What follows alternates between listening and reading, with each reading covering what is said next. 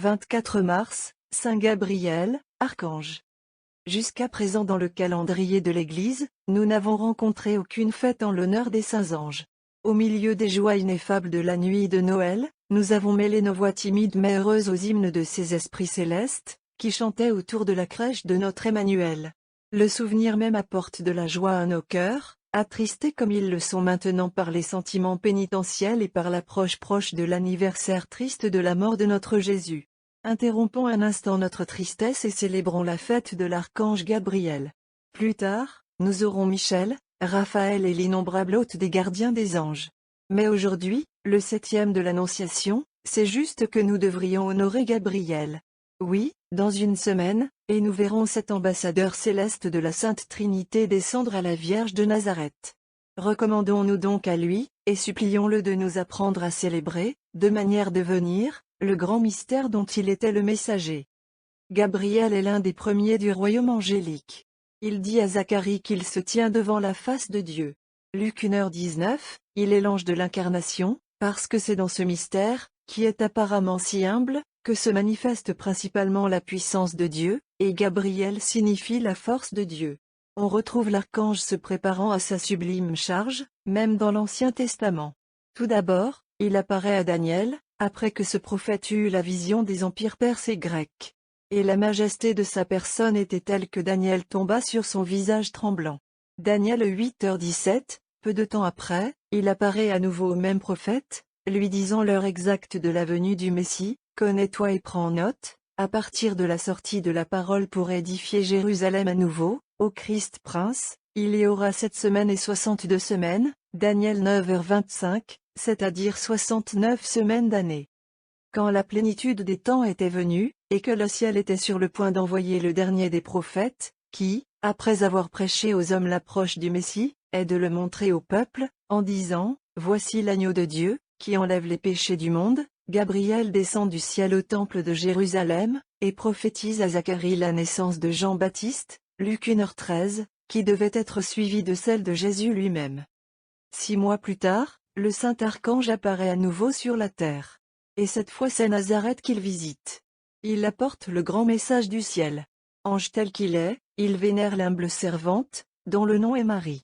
Il lui a été envoyé par le Dieu Très-Haut, pour lui offrir l'immense honneur de devenir la mère du Verbe éternel. C'est Gabriel qui reçoit le grand fiat, le consentement de Marie. Et quand il quitta cette terre, il la laissa en possession de lui, pour qui il avait si longtemps prié dans ses paroles d'Isaïe, « Descends la rosée, aux cieux ». Ésaïe 45 2.8. L'heure arriva enfin, où la mère de l'Emmanuel devait faire jaillir le fruit béni de son sein virginal. Jésus est né au milieu de la pauvreté. Mais le ciel voulut que sa crèche soit entourée de fervents adorateurs. Et un ange apparut à quelques bergers, les invitant à aller à l'écurie près de Bethléem. Il est accompagné d'une multitude de l'armée céleste, chantant doucement leur hymne, « Gloire à Dieu au plus haut, et sur la terre paix aux hommes de bonne volonté ». Qui est cet ange qui parle aux bergers et semble être le chef des autres esprits bénis qui sont avec lui? De l'avis de plusieurs écrivains érudits, c'est l'archange Gabriel, qui maintient son ministère de messager de la bonne nouvelle. Luc 2h10. Enfin, lorsque Jésus souffre son agonie dans le jardin de Gethsémani, un ange lui apparaît, non seulement comme un témoin de sa souffrance, mais pour le fortifier sous la peur que sa nature humaine ressentait à la pensée du calice de la passion qu'il s'apprêtait à boire. Luc 22 2.42-43, qui est cet ange? C'est Gabriel, comme nous l'apprenons non seulement des écrits de plusieurs auteurs saints et érudits, mais aussi d'un hymne que le Saint-Siège a permis d'utiliser dans la liturgie, et que nous donnons ci-dessous. Ce sont les revendications du grand archange à notre vénération et à notre amour. Ce sont les preuves qu'il donne s'il mérite son beau nom, la force de Dieu. Dieu l'a employé à chaque étape de la grande œuvre, dans laquelle il a principalement manifesté sa puissance, car Jésus, même sur sa croix, est la puissance de Dieu, 1 Corinthiens 1h24, comme nous le dit l'apôtre. Gabriel prépare le chemin pour Jésus. Il prédit l'heure précise de sa venue. Il annonce la naissance de son précurseur. Il est présent au moment solennel où la parole se fait chair. Il invite les bergers de Bethléem à venir à la crèche et à adorer le divin bébé. Et quand Jésus, dans son agonie, doit recevoir la force d'une de ses propres créatures, Gabriel est trouvé près dans le jardin de Gethsémani, comme il l'avait été à Nazareth et à Bethléem. Honorons donc l'ange de l'Incarnation.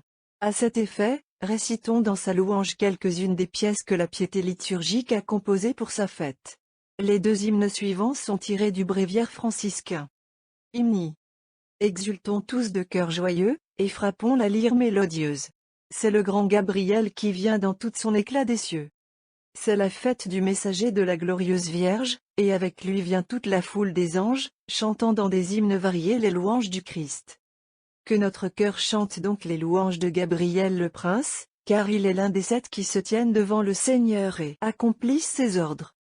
Gabriel descend joyeusement où Dieu veut, car il est le messager du ciel, c'est-à-dire le médiateur qui révèle au monde les décrets secrets du Dieu omnipotent. Sois toi, ô Gabriel, nous te supplions, messager pour nous du don spécial de la paix éternelle, avec lequel nous pouvons. Atteignez enfin le ciel et réjouissez-vous éternellement. Que la divinité toujours bénie du Père, du Fils et du Saint-Esprit, dont la gloire est proclamée dans le monde entier, nous accorde cette prière. Amen. Hymne 2. C'est l'heure de minuit. Je me lève rapidement, et je chante vos nouveaux cantiques au Seigneur, car c'est à cette heure qu'a été envoyé le messager de vie le plus bienvenu au monde. C'est à cette heure que le sein de la Vierge a fait naître notre Seigneur, pour le salut de l'humanité, et c'est en même temps qu'il est ressuscité de la tombe, après avoir vaincu ses ennemis. Levons-nous donc et, dans nos humbles prières chorales, supplions les esprits célestes. Prions spécialement le Dieu qui nous a donné un ange pour nous garder. Quelle langue de l'homme pouvait dire les bénédictions apportées par Gabriel au monde? C'est lui qui conduit les âmes saintes au ciel, là pour contempler notre Seigneur. Nous te supplions donc, grand prince, de prier pour nous, pécheurs misérables. Propitiate celui qui peut tout faire, et obtenir pour nous son pardon. Amen.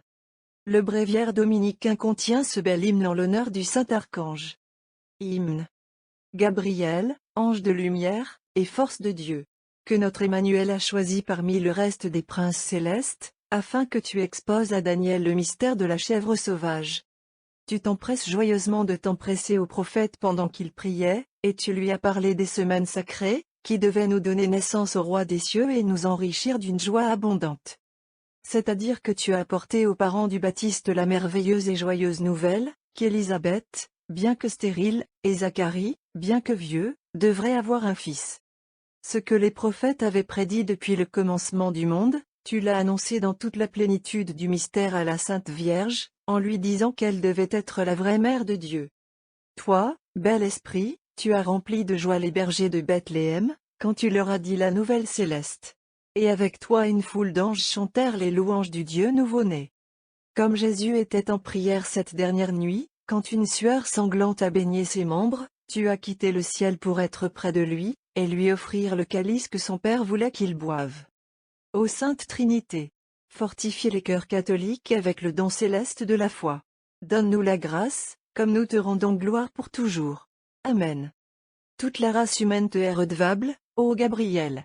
Et, en ce jour, nous te rendrions foutu l'honneur et la gratitude que nous te devons. Tu as été poussé à la sainte compassion en voyant les misères du monde. Car toute chair avait corrompu son chemin, et l'oubli de Dieu augmentait à chaque nouvelle génération d'hommes. Alors le Très-Haut Commandement t'a-t-il demandé d'apporter au monde la bonne nouvelle de son salut. Comme tes pas sont beaux, ô prince de la cour céleste, alors que tu descends sérieusement dans cette humble sphère. Comme ton amour de l'homme, si inférieur à la tienne, est tendre et fraternel, pour être élevé, par le mystère de l'incarnation, à l'union avec Dieu lui-même. Avec quelle crainte respectueuse tu ne t'approchas pas de la Vierge, qui surpassa tous les anges dans la sainteté. Bienheureux messager de notre rédemption. Que Dieu choisit comme ministre quand il veut montrer sa puissance, nous t'implorons d'offrir l'hommage de notre gratitude à celui qui t'a ainsi envoyé.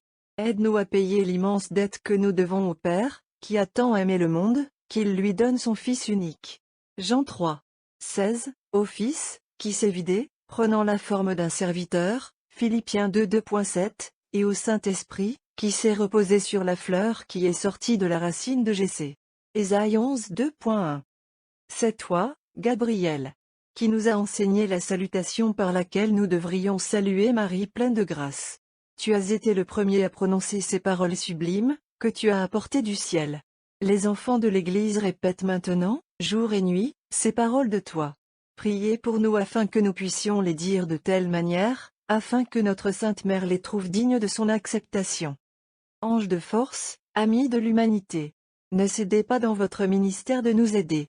Nous sommes entourés d'ennemis terribles. Notre faiblesse les rend audacieux, venez à notre aide, prenez-nous courage. Priez pour nous pendant ces jours de conversion et de pénitence. Obtenez pour nous la connaissance de tout ce que nous devons à Dieu, conséquence de ce mystère ineffable de l'incarnation, dont tu as été le premier témoin. Nous avons oublié nos devoirs envers l'homme Dieu, et nous l'avons offensé, éclairez-nous, afin que, désormais, nous soyons fidèles à ses enseignements et à ses exemples. Élevez nos pensées jusqu'à la demeure heureuse où tu demeures. Aide-nous à mériter les places laissées vacantes par les anges déchus, car Dieu les a réservées à ses élus parmi les hommes. Priez, Gabriel, pour le militant de l'Église, et défendez-la contre les attaques de l'enfer. Les temps sont mauvais. Les esprits de méchanceté sont lâchés, et nous ne pouvons pas non plus nous dresser contre eux, sauf avec l'aide de Dieu. C'est par ses saints anges qu'il donne la victoire à son époux. Sois toi, force de Dieu. Au premier rang. Repousser l'hérésie, maintenir le schisme, déjouer la fausse sagesse des hommes, frustrer la politique du monde, éveiller l'apathie aux bien-pensants. Afin que ainsi, le Christ que tu as annoncé, puisse régner sur la terre qu'il a rachetée, et que nous chantions avec toi et tout le cœur angélique, gloire à Dieu. Paix aux hommes. Égal, égal, égal, égal, égal, égal, égal. Ce texte est tiré de l'année liturgique, écrit par Dom Prosper Guéranger.